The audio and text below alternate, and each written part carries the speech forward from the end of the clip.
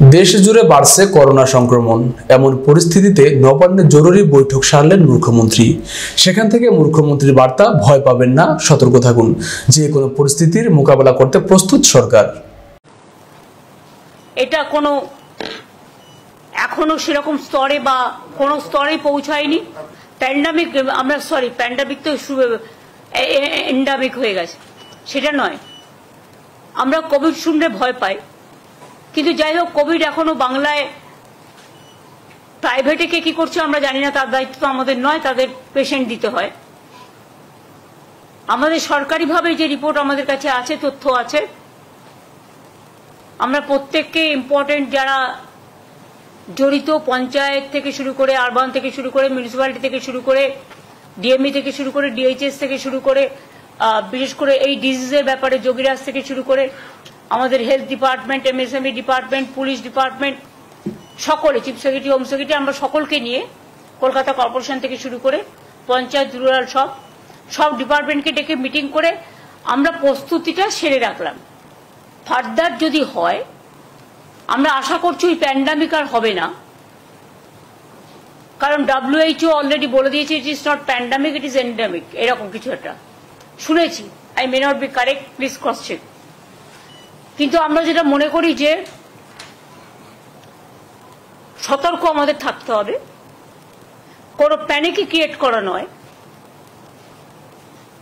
যদি by chance সেরকম কিছু হয়, আমাদের প্রস্তুতি তৈরি থাকবে, এটা নিয়ে ভয় পাওয়ার কোনো কারণ নেই। কিছু কিছু ক্ষেত্রে যাদের কোমরবিডিটিস আছে,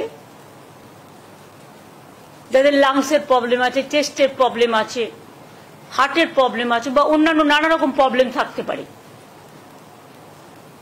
এবং sometimes ageing is also the factor. সর্দি কাশি হলেও আমরা ভাবি, সর্দি কাশি হলেও একটা বুকে কফ জমে থাকলে শ্বাসকষ্ট হয়, যার জন্য নেবুলাইজার করা হয়, করে ওটাকে ক্লিয়ার করা হয়। তারা ডাক্তার দেখান, ট্রিটমেন্ট করুন। সরকার আপনাদের সাথে সবসময় ছিল, আছে, থাকবে।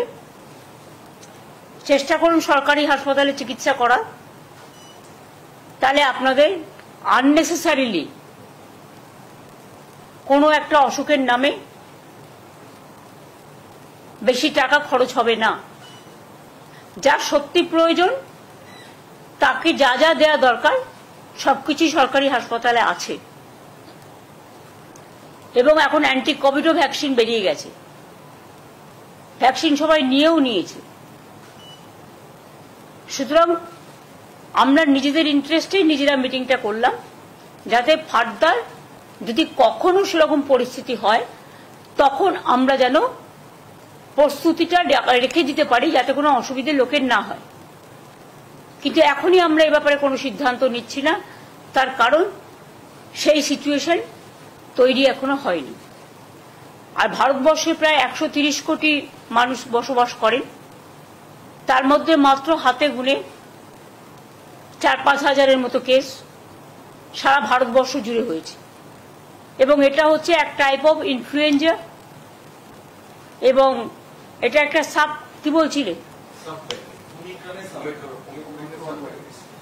Omicron virus. এটা আমি যোগীকে বলবো একটু এক্সপ্লেন করে দিতে 2 মিনিট, সুতরাং সবাই ভয় পাবে না।